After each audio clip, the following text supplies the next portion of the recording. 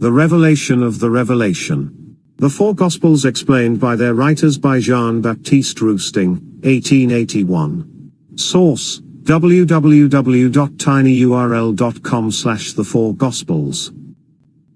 Anna the Prophetess. Luke, chapter 2, verses 36 to 40.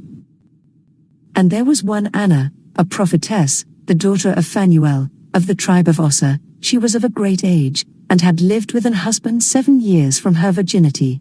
And she was a widow of about 84 years, and she departed not from the temple, worshipping with fastings and prayers night and day.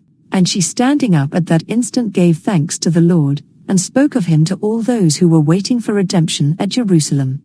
And when they had performed all things according to the law of the Lord, they returned into Galilee, to their own city Nazareth. And the child grew, and waxed strong in spirit, being filled with wisdom, and the grace of God was upon him. Section 42. Anna was a speaking and hearing medium. She was called a prophetess, because she was enabled to predict certain events, under the influence of the spirits of the Lord. She was an exalted spirit, with highly developed mediumic powers, like the prophets who appeared in Israel. The prophets were regarded by the people as inspired by the Most High himself, but in truth, they were mediums. The words of Anna were similar to those of Simeon. Verse 40 should be left in the place where it stands, although it has no relation to the foregoing prophecies, but refers to the period subsequent to the presentation in the temple. Jesus, being different from your humanity, had no childhood like yours.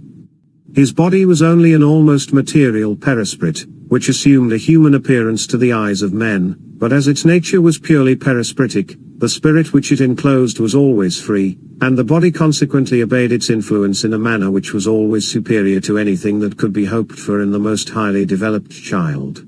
You are told that the child grew, and waxed strong in spirit, being filled with wisdom, and the grace of God was upon him. That is a human commentary upon the narrative. The body of Jesus, being always apparently human, appeared to men to grow, and his intelligence to develop, though more rapidly than in other children. But in the eyes of God he always remained the same, a devoted spirit laboring to accomplish his mission. You may trace the progress and development of man in little children. Do not some, even at a very early age, appear to be stronger and more intelligent than the others?